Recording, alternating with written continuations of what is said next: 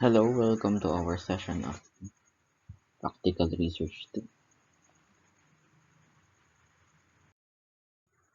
This will be the flow of our lesson for the day. Review of the previous lesson. We're going to skip the motivational game since this is a recorded session. I'm going to present the quote of the day, word of the day, and then we're going to have a review of your subject way back in grade 11, which is English for Academic and Professional Purposes, or EAPP, which is one of the twin subjects in senior high school. And then we're going to cover Competency 1, which is to describe the characteristics, strengths, weaknesses, and kinds of quantitative research. Then we'll have your quiz 1. So let's have our review from our introduction.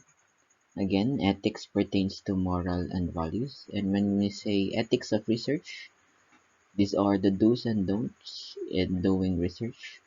And also, while doing research, you should have the ability to discern what is right and what is wrong. So in connection with ethics, these are the do's and don'ts while doing research. Number one, do not plagiarize someone's work. Number two, do not use bias or incorrect sampling.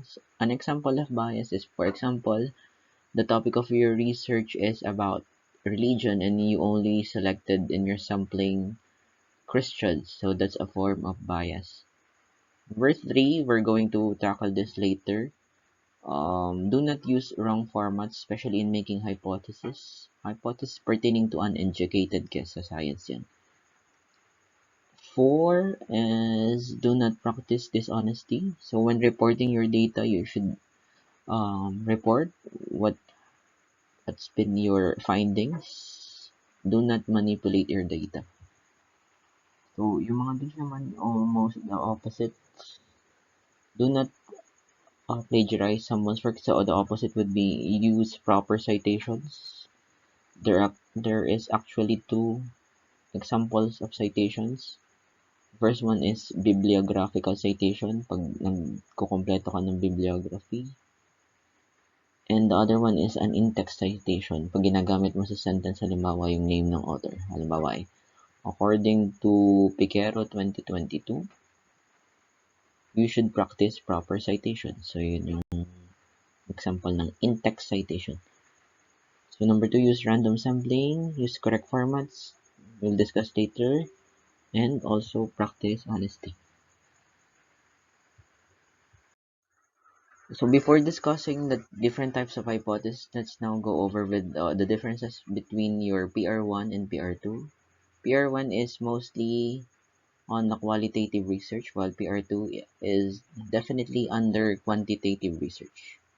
For example, in terms of the nature of research, under qualitative, the research question would be, what are the reasons of STEM students in choosing their strand? So we are here.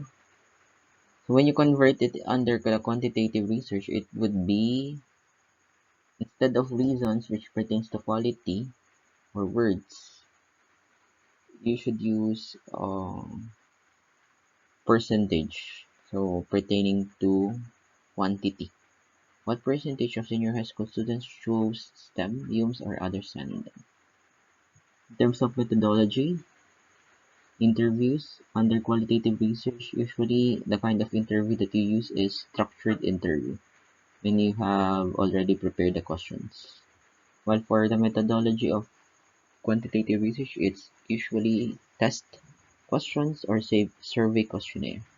In terms of the benefits, so they are almost the same, although the first one are answers to qualitative questions, while the other one is for quantitative questions. Okay? For both, you provide answers to questions, yun yung benepisyo ng paggagawa ng research.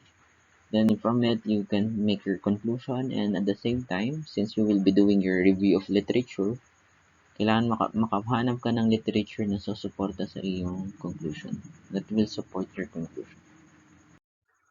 So let's now have the hypothesis format. Based in statistics, or based on your knowledge of statistics, there are actually two types of hypothesis. The null and alternative hypothesis. Lagi yung may magkakambal. Kung meron kang null, meron ka dapat alternative hypothesis. So there are two different ways on how to make a hypothesis. For example, if it's a hypothesis about significant difference, it is used when comparing two groups. So for your null hypothesis, for example, you are comparing UMS1 versus UMS2 or SMAU1 versus SMAU2. You can say for your null hypothesis, there is no significant difference between UMS1 and UMS2 or SMAU1 and SMAU2. For the alternative hypothesis, it can be there is a significant difference between UMS1 and UMS2 or SMAU1 and SMAU2. In terms of significant relationship, it usually shows relationship between x and y variables in mathematics. For the HO or the null hypothesis, so instead of using significant difference, you will now use significant relationship. So there is no significant relationship between, for example, age and weight. For the alternatives, you will just remove no. So there is a significant relationship between age and weight. We will skip this motivational game since this is a recorded session. Let's now have our quote of the day. Winning doesn't always mean being first. Winning means you're doing better than you've done before. That's according to Bonnie Blair, a world champion in speed skating. So in Tagalog, when you explain this one, ang pagkapanalo pala hindi lang naman ibig sabihin ay lagi kang nauuna. May ituturing mong panalo yung mga little things, like for example, you became better in writing research as you go on in our class. That's also a form of winning. So kung sa tingin mo ay mas better ka than yesterday because of an attitude that you have learned, a skill that you have learned, then that's also a type of winning. So let's now have our word of the day. Huwag kayong tatawa. Our word of the day is titivate. It means to make someone or something neater or more attractive. It's the synonym of spruce up. So yung mga mahilig magpaganda, magpapogi, magpagwapo tuwing umaga sa harap ng salamin, ang verb na gagamitin nyo is titivate. So how to use it in a sentence? So her morning routine includes a few minutes spent titivating in front of the mirror. So if you are already doing something, so the correct verb is titivating in front of the mirror. So that's our word of the day. It's very important that you should expand your vocabulary in research. Kailangan maraming words na alam kasi yun ang magpapaganda ng research. Let's now begin our main lesson. A look back on EAPB. Will be a review of some of the topics that is very important to remember before doing research. So in connection with your previous subject in grade 11, English for academic and professional purposes. So now we will now differentiate academic text from non-academic text. When you say academic text, so before we start, this is an example of a Venn diagram which you can use during presentations. A Venn diagram is used to differentiate two words, and our words here are academic text and non-academic text. Let's now go first with the characteristics of academic text. Number one, it should be formal. Number two, it can be written by professionals. That includes teachers. Teachers can also write books. Books are examples of academic text. Then, author's name is always present. That's true for most books. Publishing takes time kasi it takes about 2 to 3 years before you can finally publish a book for a country, for example, in the Philippines. Because marami siyang pinagdadaanang level. For example, meron yung mga tinatawag na proofreading, that itatama nung proofreader yung mga sentences mo, grammar, tenses, verb tenses. So, it takes time. Meron din tayong tinatawag na content validation. Halimbawa, si Sir ay nagsulat ng tungkol sa physical science. Kailangan yung content validator, ma-validate niya kung yung sinulat man ng isang manunulat or researcher ay tungkol sa physical science kung nagsusulat siya ng libro. And also, meron tayong tinatawag na reference list. Ito na yung tinatawag na bibliography. So, lahat ng nabasa mo or nabasa ng author, sinasummarize niya using a reference list or bibliography. Let's now go to the non-academic text. So, mostly, siya ay kabaligtaran ng academic text. Kung ito'y formal language, kumbaga kung tayo nag-adhere sa tamang form ng verbs, grammar, dito sa formal language, and we are not using street language here. For the informal, pwede ka ditong gumamit ng text language. You can use strict jargons sa informal. So, yung mga nagbabasa ng Wattpad, newspapers, comics, that's all under non-academic text. At isa pang pagkakaiba nito sa academic text, it can be written by anyone. Like for example, for Wattpad, meron kang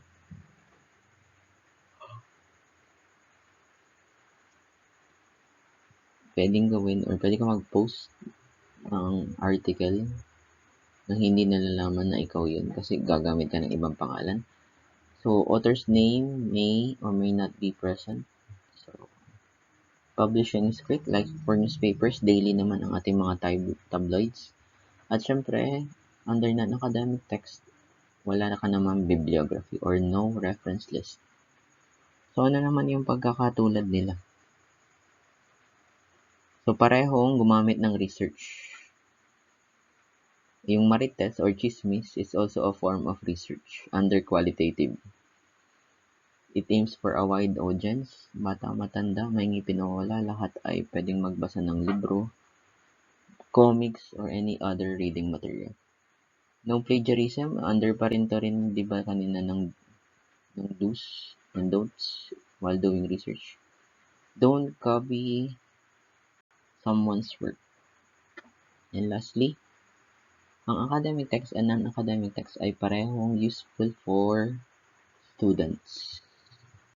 So, after reviewing our English for academic and professional purposes for academic and non-academic text, let's now go to the characteristics of quantitative research. So, important things to remember sa mga katangian ng quantitative research is the use of measurable variables. Like for example, yung kanina nasa hypothesis natin, yung age and weight, that would be an example of measurable variables. Next one, standardized research instruments. For example, meron kang nagawa ng survey questionnaire. Before you implement it and use it for research, kailangan mo munang ipavalidate sa experts. Like for example, yung iyong research teacher, math teacher, English teacher, para makagawa ka ng tinatawag na standardized research instruments. Sa quantitative research, usually under to ng methodology yung research instrument. So, ang example niyan sa quantitative research ay survey questionnaire. Next, random sampling of participants. So, self-explanatory itong kulay yellow. Avoid bias and use random sampling. So, one example of random sampling ay yung fishbowl technique. Halimbawa ay iipunin mo lahat ng pangalan ng kaklase mo, tapos randomly select ka ng 10 people na makakasama sa iyong research. So, that's an example of random sampling. Next one, yung orange. So, lahat ng subjects natin sa senior high school magkakakonekta. Kaya dapat nung empowering at MIL, natuto ka nang gumawa ng bar graph, pie graph, and other forms of data presentation. Kasama na dun yung Venn diagram or paggawa ng Venn diagram. Next, the use of a repeatable method. So, when you say repeatable method, ibig sabihin yung research mo pwedeng ulitin, halimbawa, ng ibang estudyante na galing sa ibang school. For example, ang Merong researcher sa Lusaka na ang pinag-aaralan ay tungkol sa relationship ng age and weight. Tapos gumawa siya ng survey questionnaire, halimbawa, na nagko-collect ng data about age and weight. So, kung yun ay pwedeng magamit ng ibang school, so that's an example of a repeatable method. Kasi dapat yung mga findings mo ay pwedeng ma-confirm ng iba pang research. It can be in another institution or school. For example, yung research ng Lusakan pwedeng i-confirm ng research ng Recto. So that's what we mean by the use of a repeatable method for confirmatory researches. And lastly, yung last, the ability to predict outcomes and causal relationships. So kanina nag-review tayo ng paggawa ng hypothesis. So yun. Kasi di ba ang hypothesis ay educated guess. So it's the ability to predict outcomes and causal relationship. Kaya nga meron tayong null hypothesis, there is no significant relationship, at alternative hypothesis, pag gumagamit ka, there is a significant relationship between, for example, age and weight. So let's now differentiate quantitative and qualitative research in terms of their main characteristics. Comparison to. So ang quantitative ay scientific, laging ka may process na pinafollow, or naturalistic. Ang qualitative research naman, humanistic or anti-naturalistic, especially when doing interviews, diba? Quantitative, usually objective yung research. Qualitative, subjective yung research. Next, data are numbers for quantitative. For qualitative, it can be words, pictures, and sound. For in terms of the sample size, quantitative uses large sample size. Qualitatives, very small sample size. Quantitative, we are more on the general statements yung makukuha mong conclusions. While for qualitative, specificity, mas maliliit na bagay nakikita mo sa qualitative research. They are both functionalist.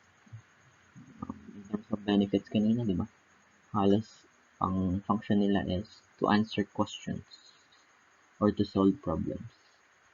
Under quantitative research, ang main goal ng quantitative is to explain and predict, while for qualitative research is to give meaning and understanding.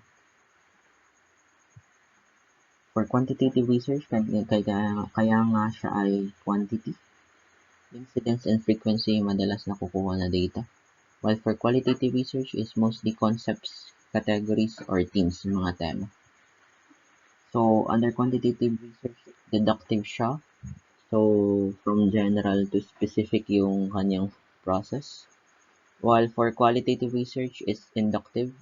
From specific, you will make the general conclusions, or from specific to general conclusions. So, mula sa maliliit na bagay, papunta sa mas malalaking scope. So, that's what we mean by inductive. So, just focus on this one for the quantitative research. Siya nga pala, pag nagre-review kayo ng videos, you can always pause the video para basahin yung naka-project na slide. So for the last part of our lesson before your quiz number 1, we will now discuss the strengths and weaknesses of qualitative and quantitative research. So doon na lang muna tayo mag-focus sa quantitative research kasi yun talaga ang practical research.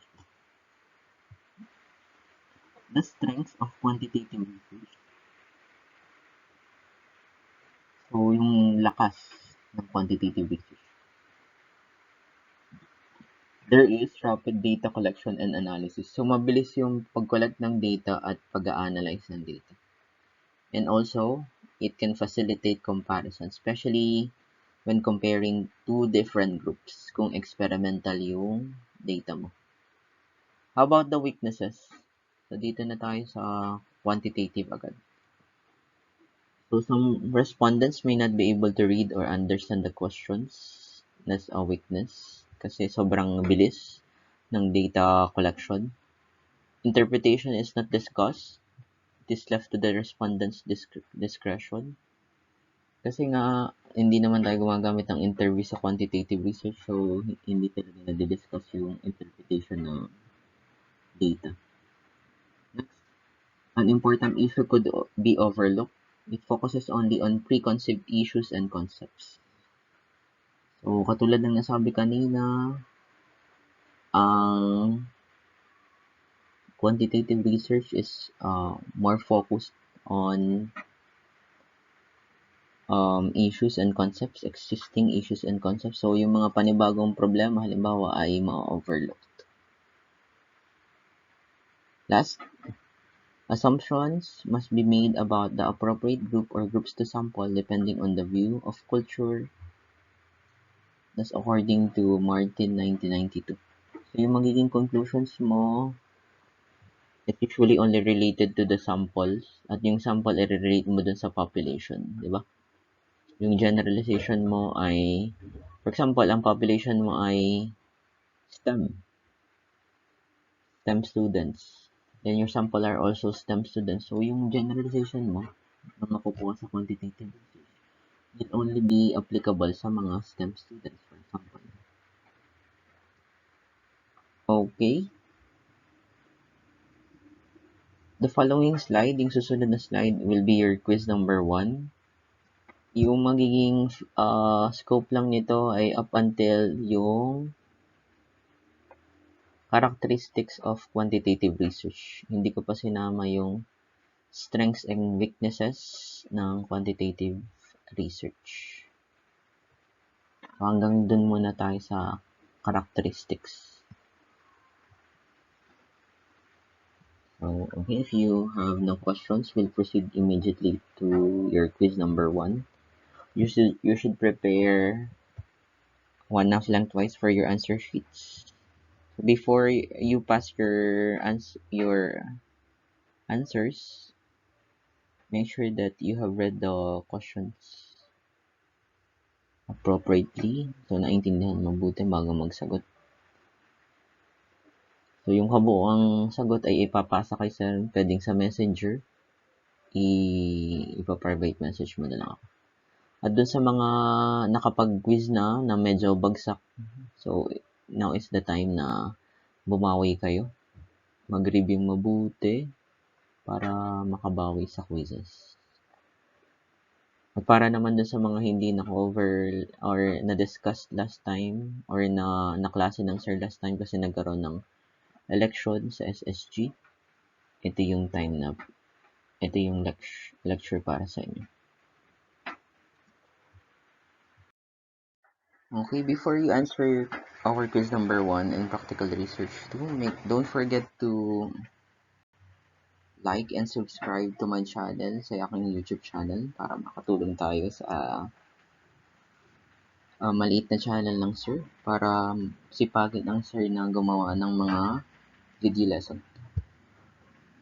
Okay, for quiz number 1, practical research 2, for numbers 1 to 3, state the null and alternative hypothesis if x is equals to speed and y is equals to distance traveled. Again, pag nagsasagot, pwedeng i-post yung video para madaling magsagot. For numbers 4 to 5, paki-explain kung anong ibig sabihin ng ating quote of the day. And for number 6, wrong spelling wrong, what is the word of the day? Okay, number 7, what word pertains to morals and values? Next are all enumerations for numbers 8 to 15. For numbers 8 to 11, what are the characteristics of academic text? Number 12 to 15, what are the similarities of academic and non-academic texts? Okay, for our true or false, number 16 to 20, academic texts include newspapers. Number 16. 17, we should practice plagiarism in research. True or false? 18, bias should be used in research. Number 19, honesty is the best in research. 20, Non-academic texts include authors most of the time. That's number 16 to 20.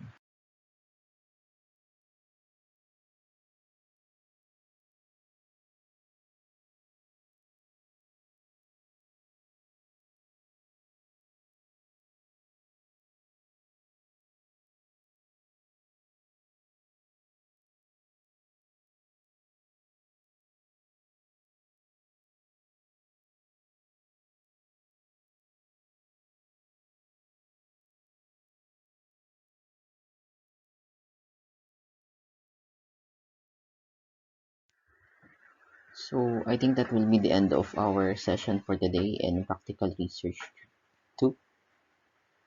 So see you in the next lessons. Have a good day. And don't forget to like and subscribe to our YouTube channel.